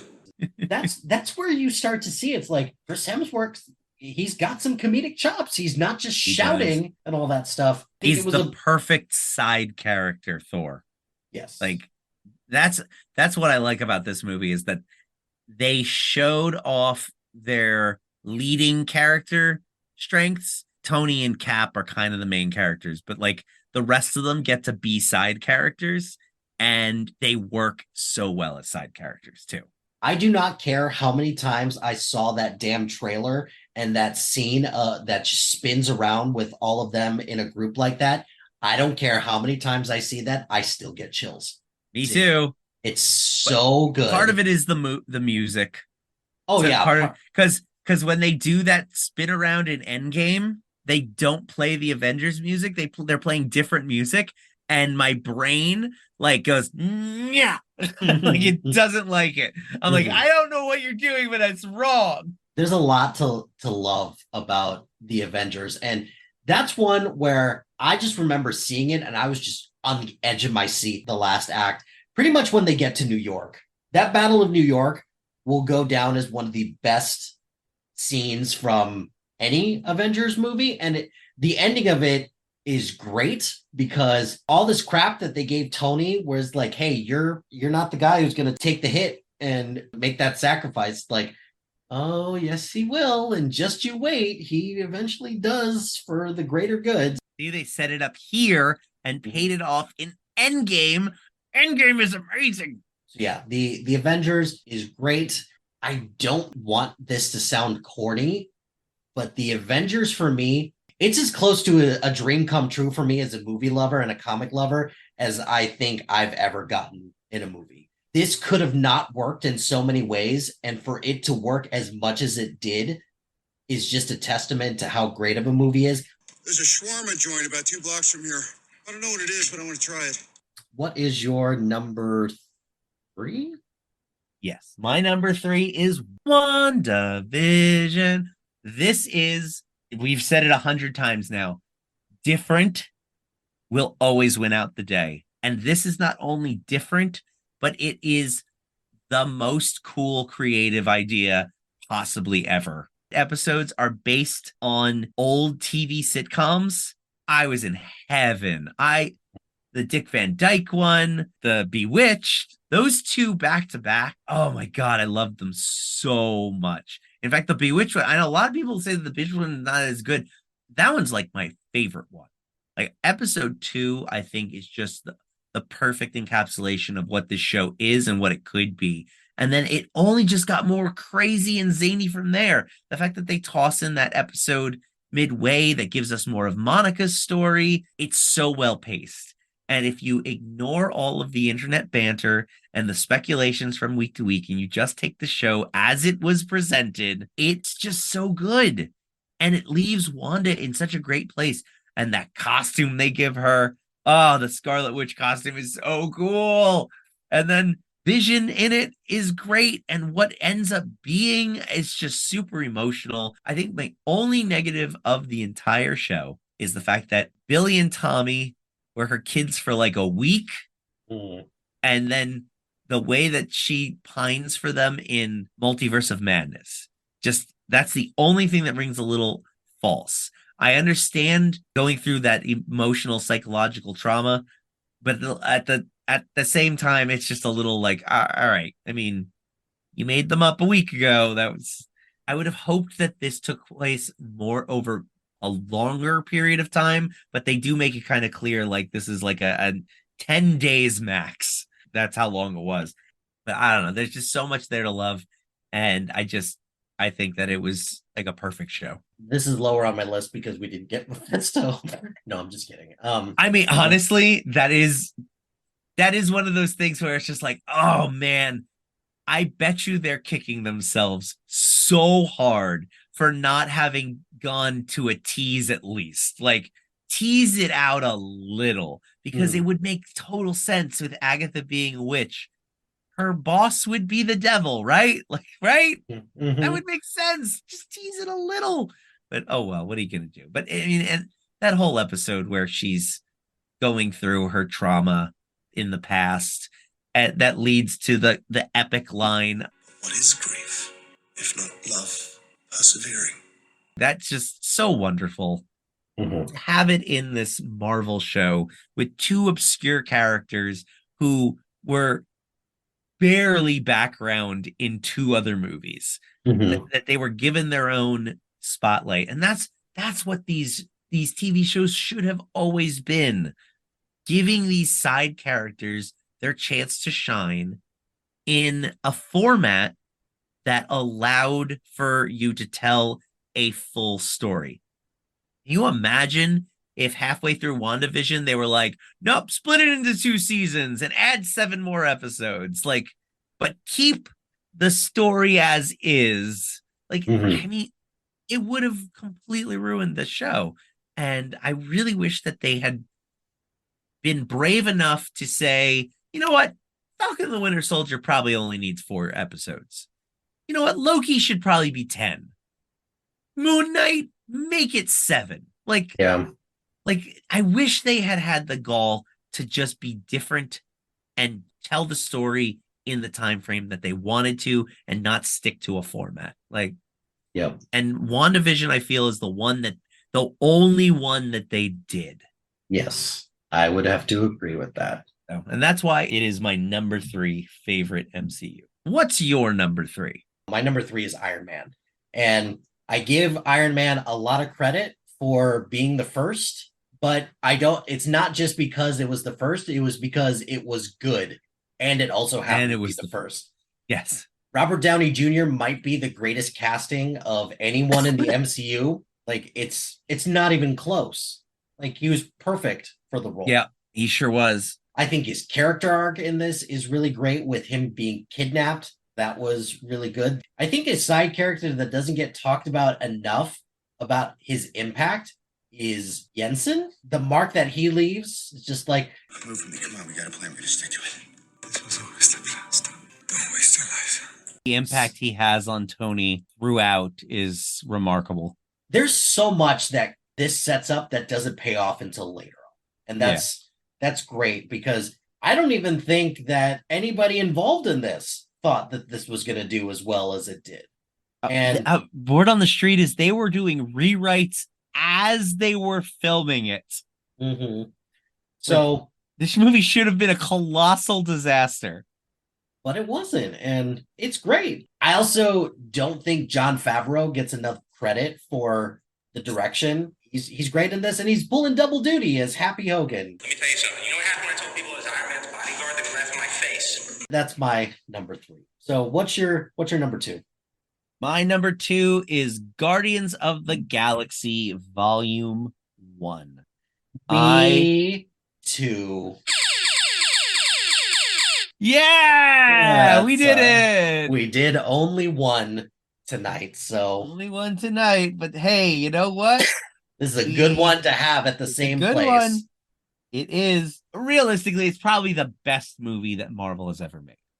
Obviously it's only our number 2s, but pound for pound, it probably is the best. It's not my favorite, but it is the best movie that they have ever made. It is solid from start to finish. It is a magic trick of balancing 5 characters in a adventure story, a space adventure story. Everyone says it is like a Star Wars. It's like exactly what you would want to see in a Star Wars movie. Groot, Rocket, amazing introductions. They're so funny in this movie. And they also pack that emotional punch too. When Groot sacrifices him at the end, Rocket loves Groot, and Rocket's pain in Groot dying. Like, I feel for Rocket because I care about both of these characters. I could just run down the list of all the, like, Yondu, his relationship with Peter, the comedy throughout. Like, everybody is just firing on all cylinders, just saying funny shit left and right. The music is amazing. Music is great in this. This has Quill's first scene, just him dancing to Come and Get Your Love, is great. And also, it pays off because in Endgame, they go back to that scene and they're just like... Endgame. So he's an idiot. Yeah. That was probably my biggest laugh in Endgame. When that happened and they cut the music and it's just him go, come and get your love. I lost it because 4 years, I watched that movie for 4 years, never once considered that nobody outside of his headphones could hear the music. So he was just an idiot in the cave singing and dance. That's so funny. I only have one knock on this movie, and the villain is meh. That's it. Agreed. But the reason why this is so high is because I think to this day, this is Marvel's biggest risk that they ever took. Yes, it was. And the fact that it worked as well. Bravo. In every way. The cast, the characters, the director. Like, what James Gunn, what did he do before this? Super? Was his last movie before this one? I think so, yeah. Like, that movie, have you seen Super? It's dark. Yeah, It's dark. It's dark as hell. Like, and even if it wasn't that, it was Slither. And that movie also. Like, the fact that they gave this dude a movie in a giant franchise like this, like, that's such a huge risk. Everything about this movie was a risk. It was a risk that worked so well. Like I said, I think it might be their best movie. It's the one I probably have rewatched the most. I would definitely have to agree with that. This one is probably the one that I have rewatched the most because it's got literally everything that I could ever want in a movie. And also, I did not think Chris Pratt could pull this off because I only knew Chris Pratt from Parks and Rec. It also led to one of the funniest jokes in Parks and Rec, the explanation of why Andy is suddenly so in shape. How he got all of his that one kills me. So the only thing you did was stop drinking beer? Yeah, I lost 50 pounds in 1 month. How much beer were you drinking? I know, right? Probably too much. That's all I did. So that brings us to our number ones. Tell me why you think The Avengers is the best MCU movie. Well, you kind of said it. This movie was like a dream come true. This was probably the first time I ever walked into a movie with such high expectations. It was almost certain to fail. I put it up on such a pedestal because it had never been done before. The idea of taking these separate superheroes and putting them all in a movie together. Like, we all said, like, wouldn't it be cool if Tobey Maguire showed up in an X-Men movie as Spider-Man? Because we grew up with the X-Men animated series and the Spider-Man animated series, and there was that crossover where Spider-Man goes to see Professor X and the X-Men. And they would do shit like that all the time. So it's like, in my head, the cartoons doing it was the stepping stone. The next step to take would be to do it in live action. And I mean, as kids, I would say to my brother stuff like, wouldn't it be cool if one day they made like an X-Men movie that was live action with real people and they could like figure out a way to make it look real? That would be the coolest thing. And I must have been like 7 when I said this. So then cut to 15 years later, and I'm walking into a movie theater where not only have they now made live action versions of the cartoons that I loved and the comics that I read, but now they've taken individual characters from different movies and they're putting them in a movie together, and they're saying all these movies are connected, and your love of expanded universes is now going to be fully realized on the big screen in every way that you can imagine. This movie, the fact that I even liked this movie is a miracle. And when I walked out of it, I was in love with it. Like, it blew me away. I couldn't have even imagined liking a movie any more than this movie. And only one other movie has done it to me since, and that's Spider-Man Into the Spider-Verse. So, like, those 2 movies are top tier for me. And the Avengers is just, it's a dream come true. Like you said. I have an army. We have a Hulk. I have a much easier time than a lot of people separating the art from the artist. So the Joss Whedon of it all, I do not discount it. I love the way he writes for these characters. It feels unique. Like, if you go back and you watch the Avengers 1 compared to every other time these characters appear, they talk different. They have a different cadence. The lines that they say are said with a little bit more like pomp. Like when Loki talks to Captain America in front of the crowd, those 2 never interact with any other characters in that way ever again after this movie. But it works here. And it feels like, because it's the first time these characters are all coming together, it really did feel like you were reading pages of a comic book on screen that kind of got lost after this movie. And I really attribute that to Joss Whedon's writing. He has a very particular style that just shines through here, and it's just a style that I dig. So I've always really appreciated that about this movie in particular. And then that sweeping one shot of them fighting, it is, by today's standards now, it feels like, who cares? Just from the start to the finish, it is just a magical movie moment that should be studied. And the wildness that they almost didn't even have it in the movie, and that he had to fight to keep it because they wanted to cut it because they didn't know if it worked. And I'm just like, oh my God, thank God it worked. Thank God it was there, because I think that's the moment of the movie that I think most people then realize, like, holy shit, this is something special. Even though I had a higher high the night we saw Endgame, just the way I felt watching the Avengers the first time and every time after that was just so special to me that it will always and forever be my number 1 favorite superhero movie, asterisk live action. Yeah. It's my favorite. If we can't protect the Earth, you can be damn well sure we'll avenge it. So why is Infinity War your favorite MCU movie? If we set aside two things about this that I am very much on the fence about, I don't think Marvel knows what to do with its Infinity Stones, because the use of them doesn't make a lick of sense. And the fact that Thanos is almost too powerful. However, I love so much about this because most everybody gets a strong arc. And I think that it was inspired that Marvel had the stones to do this. See what you did there. Yeah, that was completely intentional. The way that ended, and just it didn't really sink in for me that much until Doctor Strange disappeared. Like, and then, oh man, I lost it when Peter got dusted, and he's just like, say, I don't want to go, I don't want to go, and then his last thing that he says to Tony is, "I'm sorry." It's like, that no wonder Iron Man wants to fix this. I think all the people who say that Infinity War is half a movie is insane. Are ridiculous. Yeah, they're absolutely insane.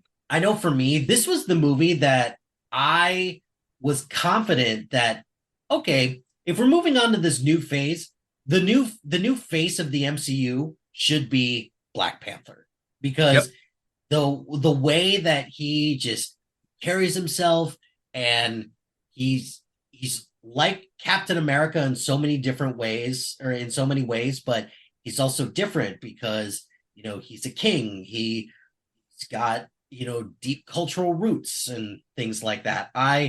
His responsibility set is different. His outlook on life is different, but they ultimately both want the same thing. That's what makes them both such great characters. And this is one where I think, whereas Civil War struggled with balancing a lot of the characters, I'm very shocked that this didn't struggle in the same way. I think the opening scene to this with Thor and the Asgard stuff, I think that was fantastic. That is the best way to do that. And I also kind of buy that if there's going to be anything that causes the Hulk not to want to transform, it's this.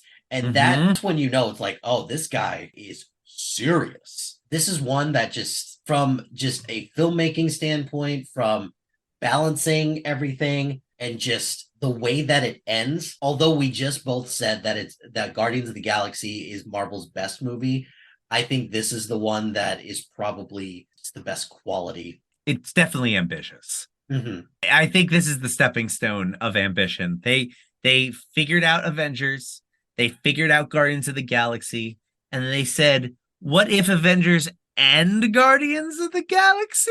And that's Infinity War. Yeah. The thing is, like, the action set pieces, they're all different in their own unique ways. The only reason this one is not higher for me is just the emotional catharsis comes in Endgame for me rather than in Infinity War. When they all get dusted, I don't understand the argument that I'm upset because I know that the characters don't know. And I'm just like, that for some reason doesn't like trump me knowing that in a year from now, I'm going to see this resolved, and that they just killed off the biggest newcomers on the block. There's a certain level of disbelief that I can't suspend in order to feel emotional. But when they all come back, that's when it hits me. It's a perfect favorite movie. I do not begrudge anyone Infinity War as their favorite. Should have gone for the head. But that's it. We did it. We did it. We did it. We made it to the end. So that is our sacred timeline. So, Nick, what do we have coming up next? Next up in your feed, we will have a special holiday treat for you. We will be doing a temperature check on the newest MCU entry, The Marvels. And for the first time, we will have a very special guest joining us. The week after that, we will come back to do our combined rankings for the official GSLTN MCU ranking, and we will be able to add the Marvels in there as well. And then that'll end our current run of Marvel stuff for a little bit. We're going to kick off December with Star Wars Ahsoka, and that'll be in your podcast feed the very first week of December. Look forward to that. Since we're only doing one a week, we're going to try and get Wednesday as our official podcast launching day. So keep an eye out on Wednesdays from now on. Until next time, please like, subscribe, sit forevermore on a throne designed to protect the entire multiverse, and share the podcast. Don't forget to also rate us 5 stars on your listening app of choice. Also, you can find us on social media. I'm on Blue Sky, Twitter, and Letterboxd at Jagged2319. I'm on Instagram, Threads, Blue Sky, and serialized at MLHilty2452. You can also contact the show at geekspeaklouder@gmail.com or on Blue Sky by searching Geek Speak Louder Than Nerds. Join our Facebook group and follow us on Twitter at Geek Speak Loud because it was just too many characters for Elon Musk. Until next time, I'm Mike Hilty. And I'm Nick Farrow. Thank you for tuning in to Geeks Speak Louder Than Nerds. Bye, everybody. Catchphrase.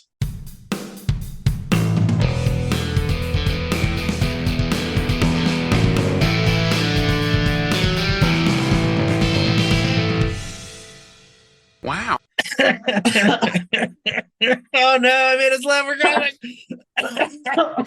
Damn it. All right.